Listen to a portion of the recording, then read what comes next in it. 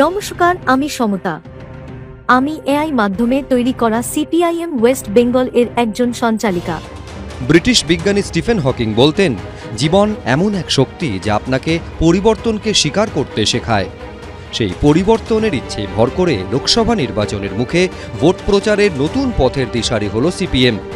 এবার ভোট প্রচারে কৃত্রিম বুদ্ধিমত্তা বা আর্টিফিশিয়াল ইন্টেলিজেন্সকে কাজে লাগাবে তারা। কৃত্রিম বুদ্ধিমত্তার সঞ্চালক পড়বে সিপিএমের খবর। সঞ্চালকের নাম সমতা। দোলের দিন সন্ধ্যায় সিপিএমের সোশ্যাল মিডিয়া হ্যান্ডেলে আত্মপ্রকাশের পর থেকেই সমতা আলোড়ন ফেলে দিয়েছে। একসময় যে সিপিএমকে বৃদ্ধতন্ত্র নিয়ে কটাক্ষ শুনতে হয়েছে, বাম আমলে কম্পিউটার ঢুকতে না দেওয়ার অভিযোগে আক্রমণে বিদ্ধ হতে হয়েছে, সেই সিপিএমই এবার অভিনব প্রচার কৌশল নিয়ে হাজির হলো। ভোটের মুখে আত্মপ্রকাশ করা সিপিএমের নতুন এই এআই সঞ্চালককে এবার থেকে দেখা যাবে দলের ফেসবুক এবং ইউটিউব চ্যানেলে। বাংলার পাশাপাশি ইংরেজিতেও খবর পড়বে সিপিএমের এআই সঞ্চালক। আমরা তো বরাবরই আধুনিক প্রযুক্তি, উদ্ভাবনী মনোভাব তার পক্ষে। তো নতুন কথা কি আছে?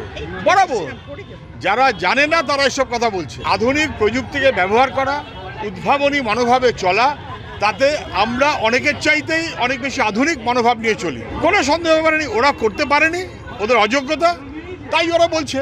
ভারতবর্ষে আমরা হয়তো প্রথম করলাম, এই কারণে মনে করছে ওই কি বলে না, চোখ টাটাচ্ছে।